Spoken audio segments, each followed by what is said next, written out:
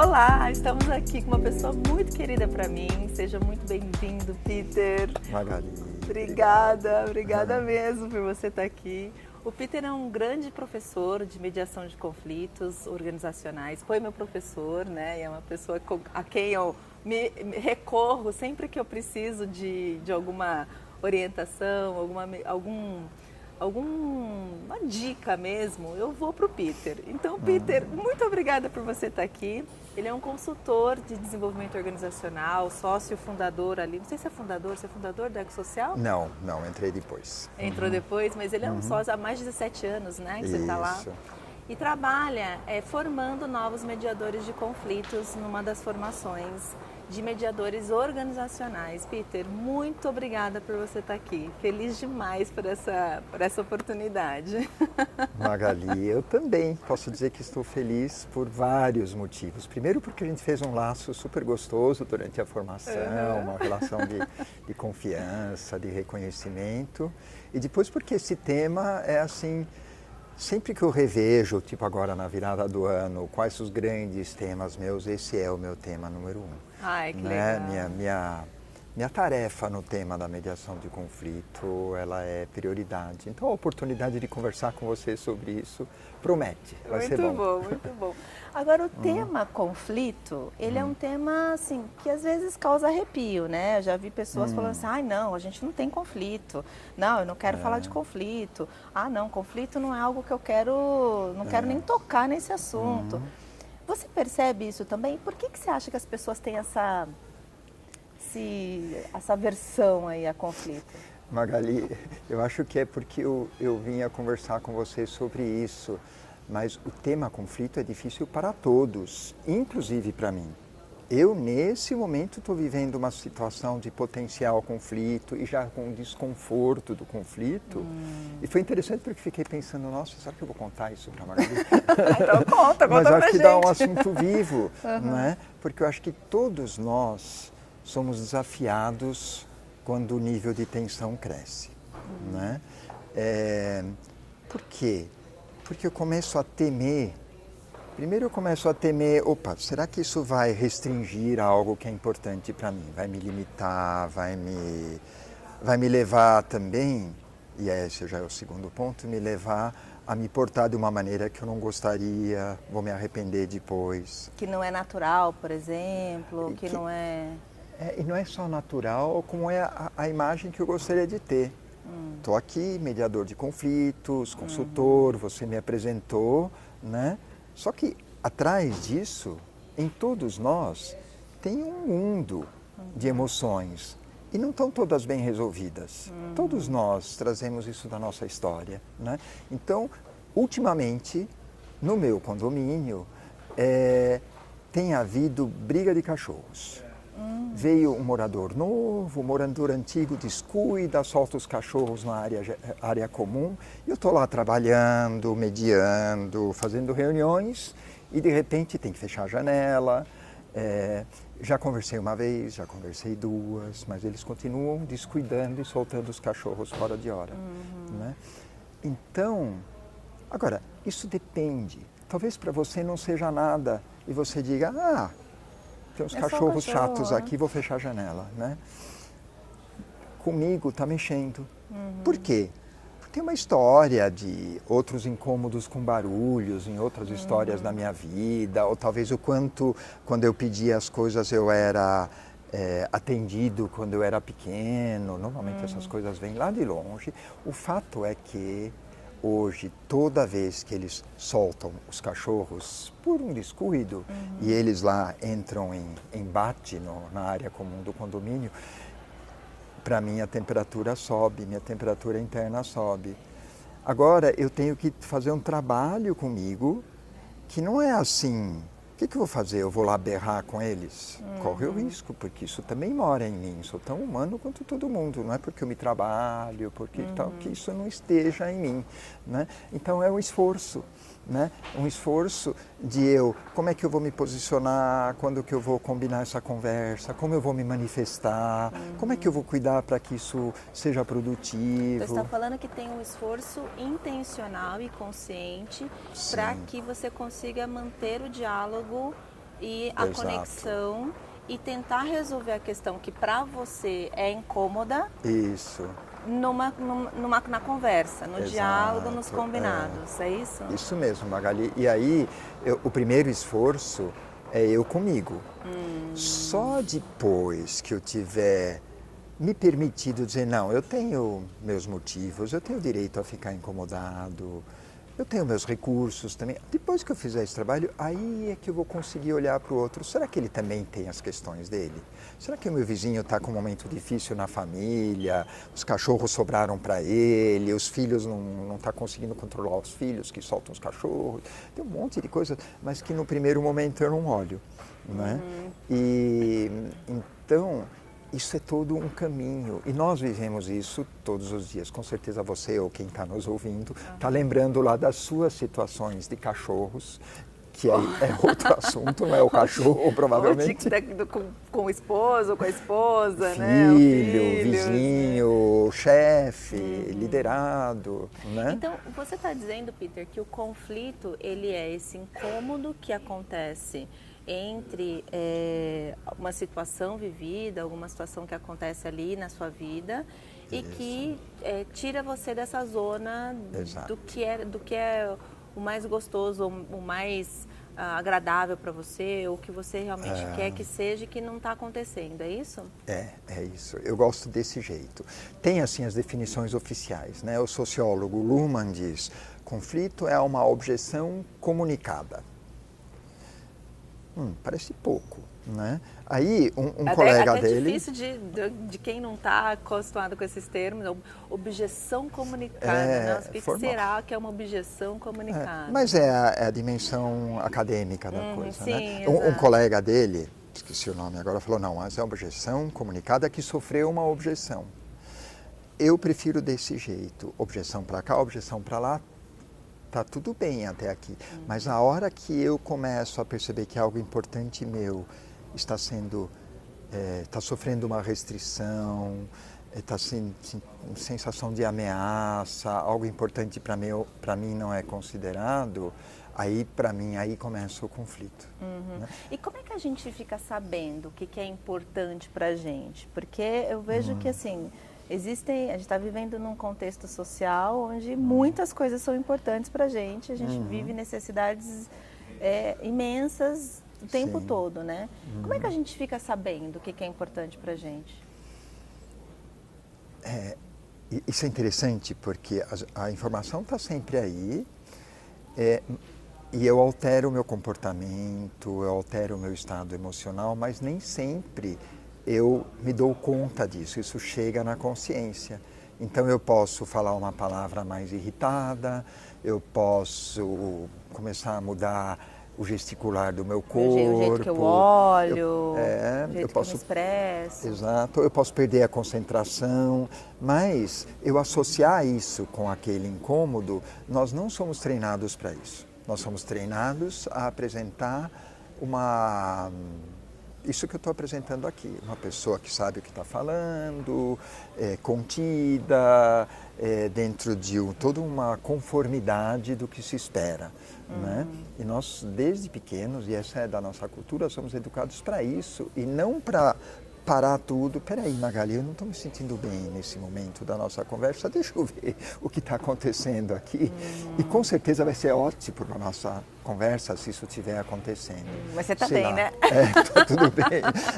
Sei lá, tem uma coisa que você falou, Magali, que não ficou bem aqui, vamos falar sobre isso? Poderia acontecer isso, né? E vai ser ótimo, a nossa conversa vai ficar muito mais verdadeira, né? Mas a gente não mas é aí que as pessoas, eu vejo que, pelo menos na minha prática, eu vejo que as pessoas eu vejo que tem alguma coisa que não está legal, eu sei que não está legal, talvez até possa não conseguir dar nomes para isso, mas falar que eu não está legal, ou que eu tenho alguma coisa me incomodando, ou tem alguma coisa, né? O que pode estar impedindo as pessoas de fazer isso? Então, uma coisa que impede é o genérico que nós falamos agora. Eu não sou treinado para isso, eu não tenho esse hábito, não é normal socialmente eu interromper nessa conversa para falar de algo que não está legal. O normal é eu seguir o propósito, para o que nós estamos aqui, cumprir o protocolo. Né? O que impede, no meu entender, é, antes de mais nada, a minha autoimagem. Eu quero ficar bem, eu quero que você continue pensando bem de mim, que você ache que eu estou me portando do jeito que você esperava, eu quero atender suas expectativas. Né? Para quê? Para eu me sentir bem comigo. Então, no meu entender, é a primeira barreira. Né? Porque eu preciso revelar algo de mim que, em princípio, não estava previsto revelar. Né? De que aquela palavra que você usou, para mim, não é uma palavra legal. Ela tocou algo em mim aqui, você não podia saber, mas tocou algo em mim que é bem sensível. Quando alguém fala essa palavra, eu não fico bem. Desculpa, Magali, você poderia, por favor, explicar melhor sua intenção? Eu gostaria que você considerasse que esse aspecto, esse jeito de falar das coisas, para mim, não é bom. É difícil fazer isso, né? Isso está associado à questão da aceitação e da vulnerabilidade? Sim, totalmente. Eu me admitir vulnerável perante você, eu me mostrar imperfeito. Essa é a grande barreira, é o grande tema. Que está vinculado, tipo, eu não quero me mostrar não perfeito, ou não quero que você saiba das minhas das questões que não me deixam ser, que poderiam não me deixar ser aceito por você, logo eu não quero mostrar. Isso. Então veja somente aquilo que te agrada para que você me tenha por perto, ou me queira por perto, ou me aceite do jeito que eu estou te mostrando que eu sou. É isso? Isso tem as duas facetas. Uma porque eu quero ficar bem com você, mas por que eu quero isso? Faceta mais profunda. Eu quero também ter a autoimagem de que eu sou a pessoa que tem o domínio das coisas, né, que se porta do jeito que eu mesmo espero de mim. Então, não tem jeito, nós já chegamos nesse lugar. Já está aí, né? Né? Tá aí. É dentro de cada um. Né? Agora, você trabalha com muitos conflitos organizacionais, né, Sim. Peter? Já viveu inúmeras situações, né? Mediou conflitos em empresas, em organizações, com times, com grupos e tal. Como é que isso, tudo que a gente está falando, se dá nesse contexto organizacional? Tem muitos líderes que nos acompanham aqui, né? Então, o estágio de desenvolvimento nosso, como seres humanos, como humanidade, se reflete na organização. Então, o nosso mundo ainda é um mundo da desigualdade, da hierarquia, ainda é o mundo do exercício do poder.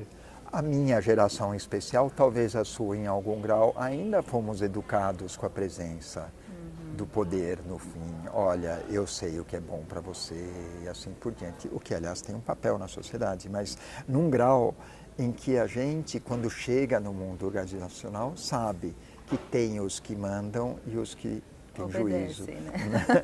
Né? Ainda parece que não, e o esforço está sendo feito, e muitas organizações investem muito e evoluem muito nisso, mas ainda é uma camada, né, que vem sendo conquistada, tem evolução, mas normalmente mesmo as organizações mais assim, que até estão em evidência por causa dos esforços e as conquistas delas no âmbito de tornar as pessoas mais iguais na relação, no fundo, esse paradigma, esse padrão ainda mora dentro de todos nós. Né? Eu até estava conversando com a Beth, que é sua parceira, né, na formação, que essa questão é uma questão natural do ser humano, né? O conflito, ele faz parte do ser humano, né? Sim. Ele é uma questão que está em todos nós, né? E querer evitar o conflito é querer evitar a sua própria natureza, né? Porque a gente tem esse lugar em nós que é um lugar conflituoso. A gente, né? Nossa Constituição é conflituosa, né? Agora, o conflito que é aquele conflito que fica difícil de ser resolvido, que é o que a gente vê em, de repente, muitas famílias, né? A gente vê os grandes conflitos, que o irmão para de falar com outro irmão, ou o sócio para de falar com outro sócio. E não é só empresa familiar, mas assim, empresas, organizações de diferentes naturezas, né? O chefe, o líder que não fala com o outro. Ontem mesmo eu estava atendendo uma empresa que os RHs, né, os 2 BPs, me falaram assim, mas é a área que não fala contra a área que está dando pau, está dando ruim, porque realmente está afetando o negócio, né? Como é que isso nasce? Da onde que isso nasce? Então, nasce dessa coisa pequena de que na reunião eu falei do projeto e você achou que eu estivesse falando como se eu fosse o dono do projeto. Pronto. Começou. Eu nem quis fazer isso, talvez. Foi meio um automático, um descuido, mas eu toquei algo seu. Você tem o maior orgulho desse projeto e o jeito que eu falei, você sentiu excluída, sem valor, sem mérito no projeto. O que vai acontecer na próxima reunião, né? Talvez você tenha um motivo para não poder ir, estou super ocupado ou esqueci da reunião, né? Então, assim que começa, os pequenos descuidos. Agora, é claro, qual seria a boa prática? É você logo depois da reunião, talvez não durante, né? Chegar para mim e dizer, olha, você falou de tal jeito do projeto, não ficou legal para mim, eu me senti de tal jeito, você pode me dizer um pouco o que é de verdade para você, né? A gente não faz isso. A gente não faz limpo, isso. Né? Poucas vezes se faz isso ainda, por isso que precisamos tanto de mediadores, e consultores, e coaches, e assim por diante. Né? Agora, você trouxe uma coisa interessante, né? Porque o conflito, ele não nasce grande, né? Ele não nasce já de tipo a guerra da Ucrânia não, ele nasce pequenininho, isso, né? Ele nasce dessa coisa das pequenas situações do dia a dia que vão sendo construídas histórias e em cima de história que vai sendo, né, alimentado ali pelo seu pensamento, pela sua, ou até mesmo comportamento que é percebido de uma forma diferente daquilo que ele realmente quis dizer e tal. Eu queria que você explicasse, né, acho que uma das coisas que me chamou muita atenção na formação foi essa coisa da escala do conflito, né? E eu acho que esse é um assunto que não é um assunto muito falado, né? Não é muito disseminado, inclusive, né? Queria que você me contasse para quem está assistindo como é que é essa escala do conflito, né? Porque legal. eu acho que é uma coisa muito assunto. interessante. Então, olha, nós já começamos. Como começa o conflito? Às vezes é uma palavra, ou uma palavra que eu não falei, né? Nessa mesma reunião eu poderia não ter mencionado o seu papel, só porque eu não falei. Você sai de lá com dor. É assim que começa. Né? Agora, o Friedrich Glasel, né, que é a pessoa que conceituou esses degraus da escalada do conflito, que na verdade é uma escalada e a gente imagina algo para cima, mas na verdade o conflito se não é cuidado, é para baixo. Vai para o inferno, né? Tipo... É bem interessante, ele nasceu em 1941 na Áustria. O pai dele faleceu por consequências, ele não deixa bem claro qual foi o papel do pai dele na guerra, mas faleceu logo no final da guerra por consequências de ter sido convocado, invasão dos alemães na Áustria e tal. Então, Fritz Glasel ficou muito ligado no tema conflito desde pequeno. E depois a mãe dele casou com um homem, em segundas núpcias, que se revelou ser um nazista por convicção, nem podia oficialmente no pós-guerra. E o Fritz Glasel vivia com isso em casa. Então ele estudou a vida dele inteira como é que funciona esse tema do conflito. E ele foi descobrindo que os conflitos seguem um padrão que a gente pode chamar de arquetípico. Arquetípico quer dizer que é uma lei do universo que vai se manifestar sempre. E poderia acontecer entre nós. Eu brinquei aqui com uma palavra que fala, que não fala. Quando a gente conta a escalada dos conflitos para as pessoas imediatamente reconhecem, é verdade, o próximo passo é que você argumentou com palavras mais fortes com a Magali, né? E depois teve um momento que você usou até uma palavra meio dura, assim, que escapou, né? E o próximo passo, que você nem mais falou com a Magali, você foi lá resolver do seu jeito, porque você já sabe que conversar com a Magali não adianta. E o próximo passo, você vai buscar uns aliados, né? Então, essa é o arquétipo da escalada para baixo do conflito, né? E ele, se você olhar os conflitos à sua volta, mais ou menos explícito, você vai encontrar todos esses passos. Então, todos eles começaram com essa coisa, uma palavra, ou uma não palavra, ou um gesto, e começou com a dor de alguém que não foi expressa, né? Aí como desenvolve é muito característico, né? E o que eu acho que é muito interessante, porque assim, quando você fala, né, a gente fala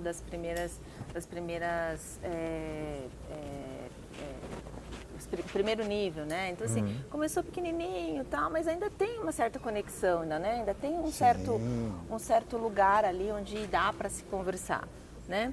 Depois eu começo a virar a cara e já não sei se eu vou, né? Começou uma discussão mais forte e tal. E eu acho que o grande para mim, né, veja se faz sentido para você, é quando tem essa desconexão. Não quero nem conversar, porque não vai resolver. Não vai resolver, não vou lá na outra área, porque assim, eu sei como é que é. Eu sei como é que é, vai ser do jeito que eles querem, então assim, vou fazer do meu jeito. E aí eu começo a ter comportamentos e atitudes que desprivilegiam essa conexão, que afastam esse lugar de possibilidade do diálogo, né? Sim. Faz sentido para você? Totalmente. Que aí é um perigo genuíno, é um perigo, parece que é mais forte, assim, não sei, sabe? Porque o que a gente faz? A gente se recolhe na nossa frustração. Poxa, estou aqui pondo o meu melhor e a resposta que eu tenho não me atende, é sempre a mesma, ou sei lá o quê, né? Então, esse isolamento vai se estabelecendo, esse distanciamento vai se estabelecendo, né? E aí não dá mais para fazer conversa, né? A conversa, as pessoas desistem da conversa, até para se preservarem, porque aí se eu entrar na próxima reunião é capaz de eu fazer cara feia, todo mundo reparar, ou eu vou falar algo que não gostam, né? Então, eu me preservo, e aí a distância entre os seres humanos aumenta. Esse grau aí que você falou, quando eu já desisto, eu vou fazer do meu jeito, é o terceiro ainda.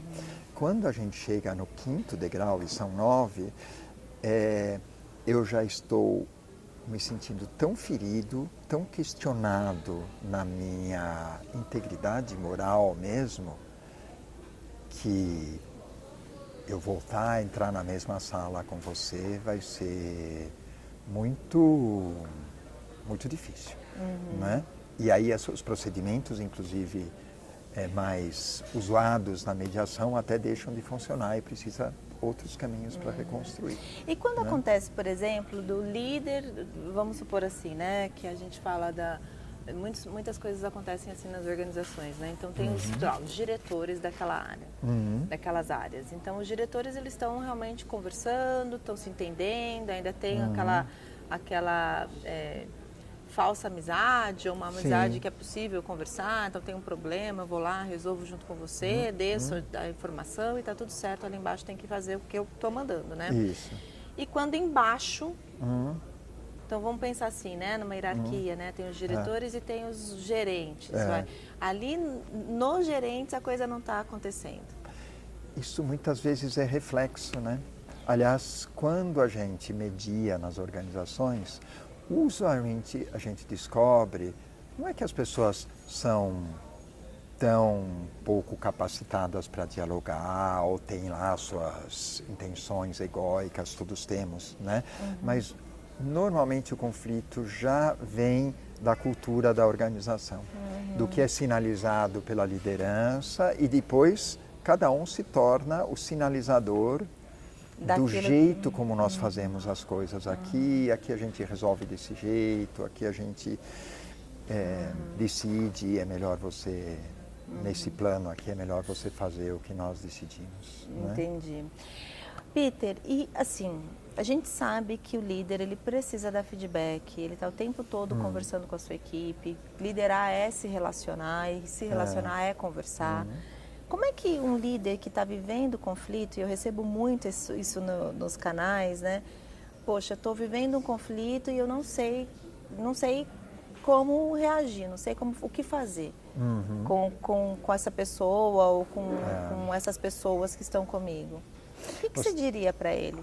Você está falando de um líder que está presenciando o conflito dentro da sua equipe, dentro dos seus liderados. Tá ali, tem duas pessoas que não estão bicando, não estão se bicando, né?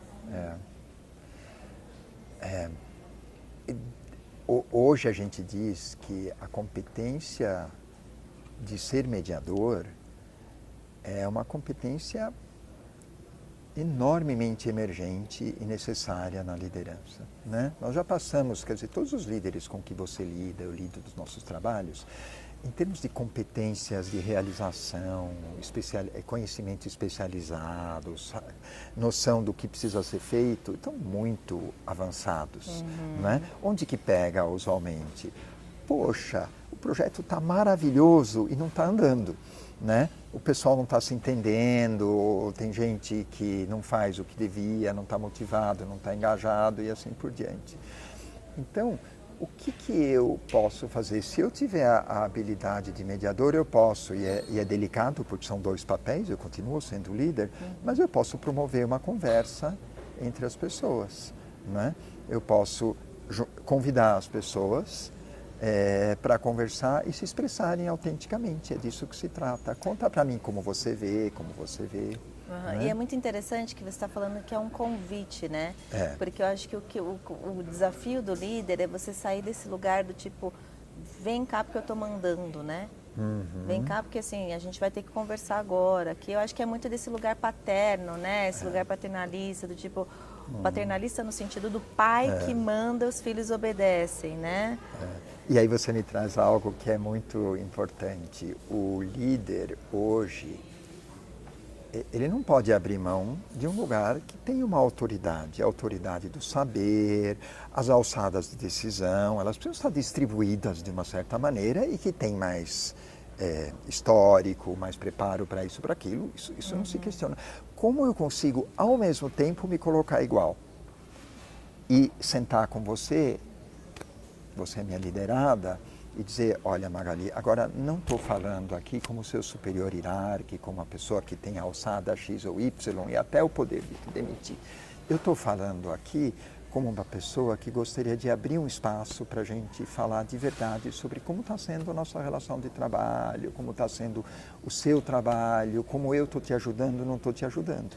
Quer dizer, a arte de falar para igual, sem deixar de ser líder, é talvez a que mais faria diferença hoje nas organizações. Porque eu acho que tem um dilema, né, desse líder. Ele fica, pô, eu sei que eu tenho que dar o resultado, né, e ele é cobrado por isso, né, ele tem que oferecer os recursos para que as equipes trabalhem da melhor forma possível, né, ele tem que fazer planejamento, ele tem que coordenar, cuidar das pessoas, né, atender às necessidades das pessoas no sentido de ouvir e acolher lá. Mas ele também é o cara que vai criar esse ambiente seguro para que o outro possa trazer para ele essa condição de fala autêntica, né? Aproveitando o que você falou agora, Magali, eu precisei estabelecer metas e decupar as metas da organização aqui para a nossa área, eu precisei fazer um planejamento, eu precisei fazer um cronograma, eu precisei distribuir funções e tal. Agora me conta como é que é isso para você. O que disso está funcionando, o que não, o que você precisa para fazer isso funcionar de verdade. Eu vivenciei isso ontem numa organização, em que uma líder falou, nossa, eu fiz algo que usualmente não faço. Parece tão simples, mas eu evidenciei às pessoas a minha atenção interna. Eu falei para a minha equipe, olha, eu nem lembro se ela falou para a equipe toda ou de 1 para 1, mas eu falei para a minha equipe, olha, eu fiz tudo isso, mas eu internamente estou vivenciando a tensão entre algo que está de um jeito e eu gostaria que fosse diferente. Vocês podem me ajudar nisso? A gente poderia tratar disso juntos? Ela não está deixando de ser líder, mas ela está revelando, e aí nós voltamos para o tema da vulnerabilidade e está dizendo, eu também sou gente. Né? Eu não preciso me esconder nesse lugar de que eu sei tudo. Também tem esse receio, também tem medo, também tem inseguranças. E o relato dela foi lindo, porque nem era a intenção dela, nem era a parte do trabalho que nós estamos fazendo. Ela falou, nossa, mudou tudo. As pessoas trataram entre si algumas coisas, propuseram coisas, mudou tudo. Mudou a energia e mudou a entrega. Olha que legal, né? Tem uma pesquisa de Oxford que eu gosto bastante, que os pesquisadores da Universidade de Oxford, né, nos Estados Unidos, eles falam o seguinte, que a maior ferramenta do líder no exercício, na prática de gestão, na prática da liderança, é a sua própria humanidade, né? Então, quando você conta esse exemplo, eu falo assim, nossa, ela está usando a maior ferramenta que ela tem, né? Podia ser, ela podia pensar na análise quântica de não sei o quê, ferramenta X. Não, ela usou ela mesma como ferramenta, né? De, olha, vou te contar que para mim tá assim. E nosso mundo, a gente ainda acha que a maior ferramenta é o saber, é a teoria, é o conceito, é a meta, é a determinação, é a ordem. Não é. E aí voltamos para essa definição. Isso tudo é importante, tem que estar lá, mas eu posso temperar isso com humanidade sem perder a autoridade, sem perder o lugar de responsabilidade que eu tenho. Agora, a gente falou que, por exemplo, quando tem alguma coisa que não está de acordo com aquilo que é importante para mim, né? Meio que a tensão sobe, né? Ou meio que tem um desconforto, né? A gente está falando que neurologicamente, inclusive, tem uma descarga de energia, de neurônios, né? De circuitos que são acionados e tudo mais. Agora, como é que a gente tem esse equilíbrio, né? Cria essa condição de, opa, peraí, eu sei que eu sou líder, mas meu chefe está no meu cangote, eu preciso dar o resultado, e aí tem essa pressão externa que me é colocada, mas eu tenho que também lidar com a minha equipe, ajudar a minha equipe. O que você diria para esse líder? O que esse líder tem que fazer? Primeiro olha para você, admite onde que está pegando, onde você está se sentindo talvez demandado e está com medo de não dar conta. Admite os seus medos e inseguranças para você. Aí decide o quanto disso você não pode, como uma experiência, partilhar com sua equipe ou com seu líder. Aí depende das circunstâncias, às vezes é difícil, às vezes você tem que construir essa brecha aos pouquinhos. Mas faz o exercício, não precisa escancarar e já chegar todo desesperado, né? Talvez não seja saudável você começar assim, mas pode ser. Mas se o ambiente não for favorável para isso, você achar que não vai ser bem recebido, começa a dizer, olha, eu estou com uma questão aqui, eu gostaria de conversar sobre ela. Esse aspecto aqui está me deixando inseguro, preocupado, estou com dúvidas se eu dou conta. Simples se experimentar fazer essas conversas corajosas e difíceis, né? Que muitas vezes são difíceis. Eu tenho um grande amigo que ele fala o seguinte, ele é executivo de uma grande empresa internacional, tal, não sei o quê, e ele fala o seguinte, Maga, no mundo corporativo, esse negócio aí de ficar falando, abrindo o coração, não funciona. E eu falo para você, talvez você ainda não conseguiu ver o poder disso, né? A beleza disso, né? E a força que isso tem. Então, esse é como se tivesse, esse exemplo mostra as duas grandes tendências que ainda vivem no chamado mundo corporativo. Ainda existe essa crença de que aqui o que conta é a entrega, é o resultado, é bater a meta e assim por diante. E existe a nossa crença, da qual nós estamos falando aqui, de que isso tudo pode ficar ainda muito melhor se nós pusermos a humanidade no sentido de toda essa dimensão do ser humano que encontra tão pouco espaço na nossa vida. E que eu acho que conforme a humanidade foi se desenvolvendo, né, e o mundo organizacional, as empresas de maneira geral, e essa coisa do capitalismo e tudo mais, ela foi meio que fazendo essa distinção, né? Então aqui é o Superman com a couraça de aço que não vai pegar bala nenhuma e que não vai morrer porque está com essa couraça, né? Mas na verdade é um ser humano que está ali por trás, né? E ele não tem como negar a sua essência, né? Então, muitas vezes, por isso que ele sofre, por isso que ele acaba vivendo doenças, acaba adoecendo, acaba, né? É isso que eu queria dizer, o ser humano vai se mostrar, tudo é o ser humano, né? Mas a dimensão do ser humano que não teve espaço suficiente vai se mostrar como irritação, nervosismo, comportamentos não adequados e em algum momento, se isso não for cuidado, doença, burnout e tudo etc. isso que a gente já viu, né? Muito legal. Eu separei algumas perguntas aqui, deixa eu fazer, Vai lá, deixa eu fazer a Magali. minha colinha aqui. O que mais você Porque tinha umas gostaria? muito boas, eu não quero perder, né? Eu vejo, Peter, que ainda tem, você falou, né, dessa coisa do líder lidar, agir como mediador, né? Ele poder realmente buscar características e comportamentos que ajudem ele nesse processo. Agora, assim, o que é um mediador de conflitos? O que é ser mediador de conflitos? Pergunta bem ampla e essencial ao mesmo tempo, bonito. Ser mediador de conflitos é alguém que se coloca a serviço de seres humanos que não estão dando conta de resolver tensões. E eu posso ser mediador de uma pessoa com a tensão que tem consigo mesmo, eu vou ser um coach de conflitos, ou eu posso me colocar a serviço de dois, ou de um grupo, ou de uma organização. Eu me coloco a serviço de tensões que os seres humanos não estão conseguindo dar conta sozinhos. E isso é muito visível, né? Muito real na gestão de uma equipe, por exemplo, né? Sim. Porque muitas vezes tem gente que não está conseguindo dar conta das suas tensões naquele grupo, né? Naquele time. Então, por isso agir como mediador faz sentido? E aí nós voltamos até uma pergunta que você fez um tempo atrás, logo no começo da conversa, e a gente acabou indo por um outro caminho, que é assim, como acontece hoje em dia na prática, na organização?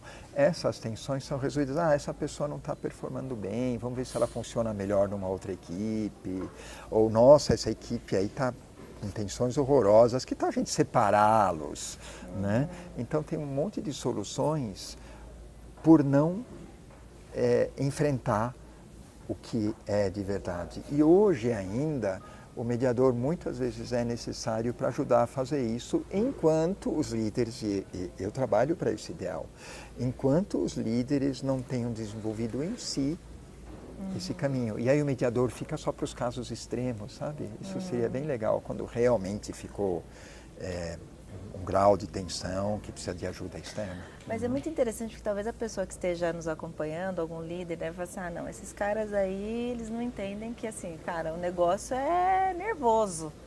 Não dá para ficar esperando resolver a tensãozinha ali do fulano, porque tem que dar resultado, né?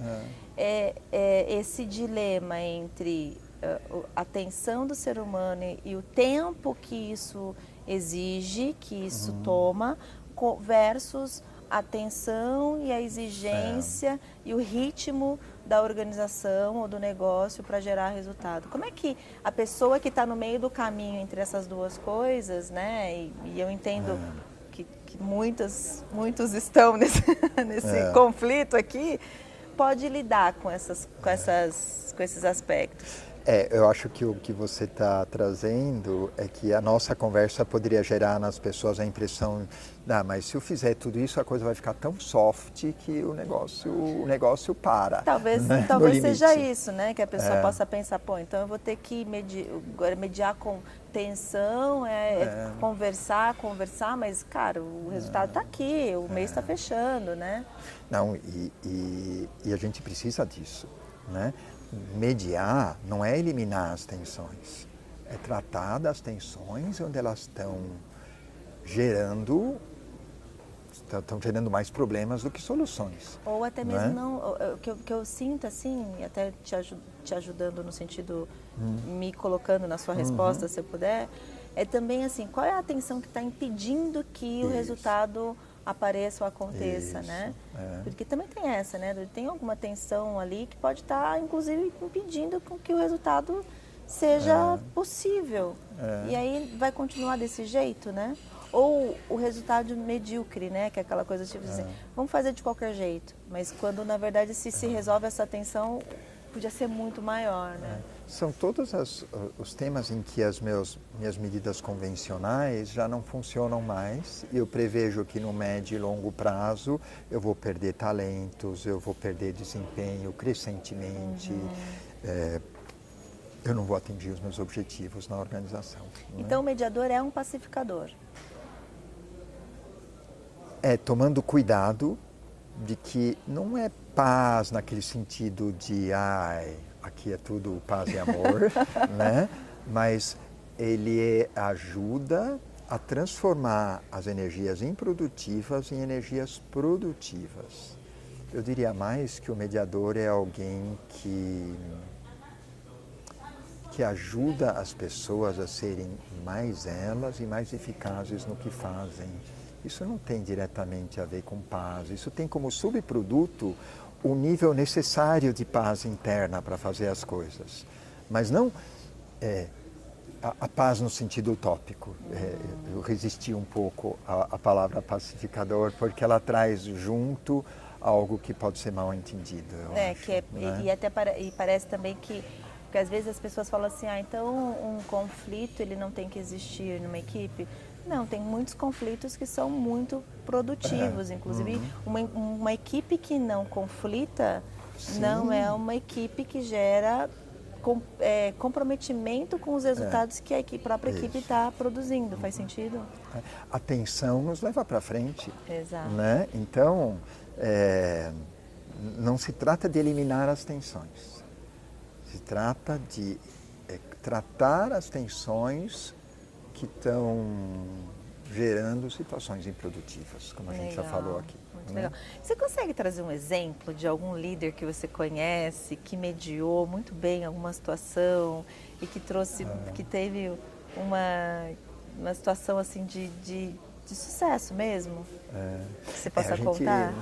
Houve muitas histórias no coaching, por exemplo, né, Magali?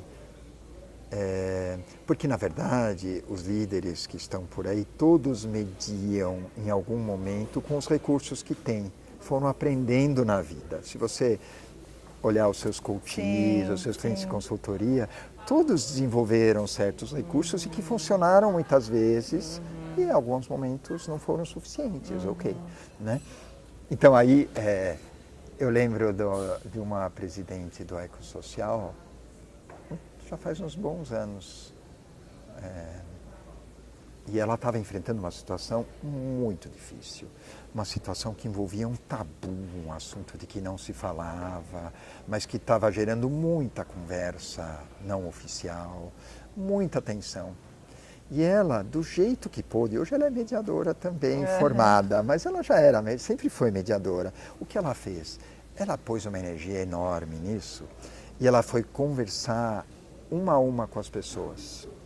E às vezes mais de uma vez. Quero te entender, quero te ouvir, me conta. E também preciso me colocar aqui do meu lugar. Isso foi um processo de meses e foi muito desgastante para ela, foi visível.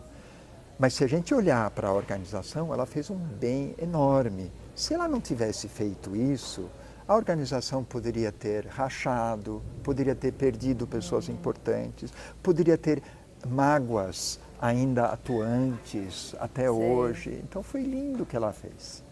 Do jeito que ela pôde. E ela foi nesse lugar da conversa, né? Nesse sentido, Peter, mediar pressupõe conversar. E conversar pressupõe começar a ouvir. E ouvir, ouça primeiro a si mesmo. Legal, olha que interessante, né? Se a gente pudesse fazer para os engenheiros de plantão uma fórmula, né? Exatamente. Até dar uma fórmula, Você tem uma questão de conflito, dá uma chance, ouve a você mesmo. O que é isso para você? O que isso está causando e tal? Admite isso para você. Né? Reconhece, né? Aí depois, eu só consigo ouvir o outro num tema delicado se eu já ouvi a mim mesmo. Né? E eu acho que esse é o grande desafio quando a gente fala da presença, quando a gente fala da autoconsciência, né? Que é parte desse pressuposto, né? Que às vezes o líder ele não se dá esse tempo e quer resolver, mas ele vai resolver cheio de coisas. Então ele não consegue ouvir as duas partes, ele não consegue fazer com que essas duas partes se escutem, né? Ou que eles consigam chegar a um lugar, né? Em comum, que haja ali. Mas uma vez eu ouvi uma pessoa falando também, que eu acho que foi muito importante para mim, inclusive, que ela falou assim, o conflito vai existir, é isso, ponto, sine qua non. Mas o lance e as divergências, as diferentes opiniões, percepções, elas também podem estar presentes, e elas estarão. O lance é buscar o ponto de conexão. Isso. Qual é o ponto de conexão que existe entre tudo que é isso que é diferente de um lado e tudo que é diferente do outro? Isso. Qual é o caminho que conecta, mesmo que seja pequenininho, mesmo que seja sensível ainda, mesmo que não seja... Qual é o caminho que vai conectar para que todo o resto perca essa importância e a gente consiga dar esse lugar de atenção para o que converge, para o que está ali, que é essa conexão, né? E é o que a gente vê num processo de mediação entre duas pessoas super emblemáticas. As pessoas entram e falam para o mediador, não conseguem nem olhar para a outra parte. Qual é o ponto de conexão? Ele surge quando eu começo a olhar e em algum lugar dentro de mim, nossa, tem um ponto de vista aí que tudo bem, assim, né? Eu concordo. Nossa, né? ela também está sofrendo.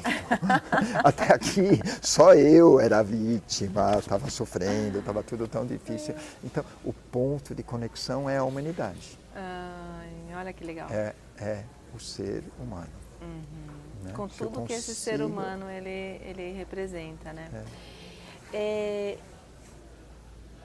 Muitas das pessoas que estão nos acompanhando são líderes, são gestores de pessoas, de equipes e tal, não sei o quê. O que você diria para essa pessoa a respeito disso tudo? Como é que eu lidero um time com conflito? Bom, seu time deve ter conflito, porque o conflito está aí, então aceite isso.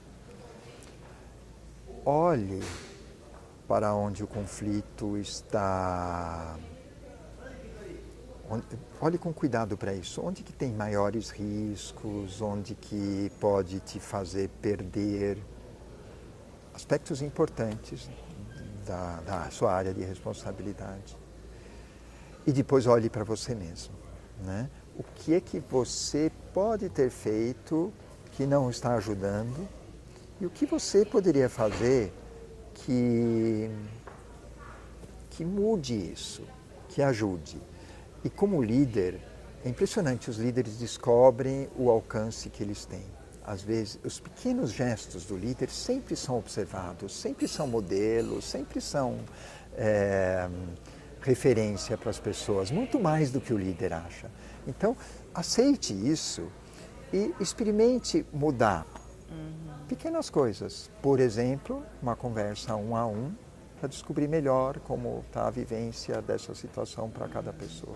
E eu acho que é importante dizer, né, até que assim, essa conversa 1 a 1, muitos líderes acabam pecando porque eles acabam tomando partido, né? Porque eles acabam não se escutando antes e acabam não reconhecendo, de repente ele tem um lado. De repente ele concorda mais com uma pessoa, com um indivíduo, com uma situação que está ali. Inclusive com, vamos supor, que está acontecendo um conflito entre as áreas, né? Então eu sou da área de vendas e o outro é da produção. E aí eu tenho um lado, vou defender o meu lado, né? Mas se você está num lugar de mediador, se você está nesse lugar de você querer realmente encontrar esse lugar de conexão em que as pessoas possam criar soluções conjuntamente, você ser isento, tentar se isentar, tentar buscar ou genuinamente ouvir o outro lado é muito importante, né? Olha, Magali, usando o seu exemplo, se vendas e produção estão em paz, temos problemas. Né? Porque o pessoal está acomodado, está fugindo de enfrentar as questões. Está faltando tensão. As organizações têm o conflito embutido na sua concepção. Isso faz parte, vendas e produção e muitas outras áreas de atrito e tensão tem que existir. E o que você vai fazer, né? Você só pode considerar que os dois estão certos. Então, ouça vendas, ouça a produção. Exato, né? E, porque se você possível, fica, junte. E se você fica com um lado, o outro lado não vai se sentir acolhido, ouvido, e aí esse conflito pode crescer, né? Aí tem essa tarefa enorme do ser humano que é a do julgar, né? O líder, é claro, todos nós tem seu viés. Nossa, essa pessoa é ótima, né? Essa pessoa está meio fazendo corpo mole. Pronto, como é que eu vou liderar os dois, ainda mais se estão em conflito, e ajudar os dois a otimizarem a relação? Eu preciso me dar conta do que eu penso de cada um, e eu preciso me colocar no lugar de perguntar ainda assim para cada um, como é que você vê isso? Como é que está essa vivência para você? Como é que você precisa para trabalhar bem? E também para aquela pessoa que eu acho que está fazendo. Eu posso ter surpresas. Eu diria que você vai ter surpresas. Né? Só esse fato de ouvir, né, Peter? Só esse fato da gente conseguir abrir esse espaço para acolher o que está vivo no outro, né? Para acolher essa atenção, já é um caminho de solução dessas tensões, Sim, né? sim. Ou de solução, não sei se é dissolução, mas de reconhecimento, para que essa energia possa ser usada de outra forma, né? Para que essa tensão toda que está acontecendo possa ser usada de outra maneira, né? E para o líder eu diria, essa mudança começa quando você se dispõe a parar para olhar de um outro jeito para isso. Quando você diz, deixa eu olhar de um outro, deixa eu sair do meu padrão de dizer que essa pessoa assim, essa é assada, que o problema é esse. Sabe, as respostas prontas, que eu já trago comigo e o ritmo do dia a dia exige muito disso. Será que tem certos momentos que eu posso tirar? Será que eu posso ver de um outro jeito? E a partir disso, será que eu posso desenvolver uma estratégia, por exemplo, de conversas 1 a 1, ou de sinalizar outras coisas, de mudar meu gesto, mudar minha postura na reunião, falar menos, ouvir mais? E uma coisa que eu vejo que assim, e aí você pode me dizer se você vê também isso nas organizações, é que às vezes o líder ele escuta querendo resolver. Ele quer dar resposta, ele quer dizer o que tem que ser feito. Porque, teoricamente, ele acha que ele está nesse lugar de resolução, né? Mas, na verdade, essa escuta não precisa ser essa escuta para resolver, né? Pode ser uma escuta do tipo, vamos compreender. Eu diria a gente resolve daqui a pouco, resolve mês que vem, ou Gostei. resolve daqui uma semana, ou resolve amanhã, vamos conversar de novo amanhã, mas agora eu quero só escutar, né? Parece que tem uma lei do universo que diz o seguinte, quanto mais eu tento enfrentar uma dificuldade com cada vez mais energia, parece que a dificuldade se arma. O Alan Kaplan que falou isso para mim a primeira vez. Eu digo, quanto mais você foge, mais se aproxima de você. Exatamente. Então, isso que você falou agora, será que eu posso compreender, abrir o meu olhar, compreender facetas dessa questão, aspectos que eu não olho, isso, né? sair desse meu lugar obstinado, né? Não preciso abrir mão, eu sou responsável por um monte de coisas, metas, respostas, entregas, assim por diante. Mas será que eu posso gerar momentos em que eu trato isso de maneira mais leve? Né? Muito Alternar, sabe? O líder que alterna o seu estilo, experimenta outros. É difícil isso hoje em dia, Magali. Nossa, eu vejo as pessoas num grau de sofrimento porque está muito tenso o ambiente nas organizações. Né? Árido, né? Árido, eu vejo aridez, assim, eu vejo que... E acho que por conta desses desafios todos que as empresas estão enfrentando, né? Então, tem muitos desafios e os líderes, eles estão vivendo esses desafios, precisando criar novas conexões para fazer com que o business aconteça, né? Mas, ao mesmo tempo, não é só isso, né? É isso e tudo aquilo que... E aí também tem a questão do mundo, né, Peter? Assim, o mundo tá sensível, a ferida acabou de ser fechada, né? Do tipo... Mas ainda tem aquela coisa lá embaixo que tá ainda, né? Então, acho que tem também reconhecer essa transição de mundo que a gente está vivendo pós-pandemia, e sarando desses traumas, né? Tudo isso que aconteceu, acho que também é uma coisa que precisa ser ponderada, né? Falando sobre mundo, Magali, duas coisas eu gostaria de falar te ouvindo. O mundo ainda está muito na polaridade, né? A gente sai de uma, vai para outra, e se a gente fica na outra, a gente já está preparando o fortalecimento do polo que temporariamente ficou menos em evidência. A construção do lugar do centro é um desafio enorme. Agora, voltando para os líderes, Magali, o o convite que eu faria, experimente outros jeitos de ser líder. Pare um pouquinho e busque outros recursos que você já teve na sua história como líder, outros momentos em que você gerou algo que te surpreendeu, que te deu muita satisfação.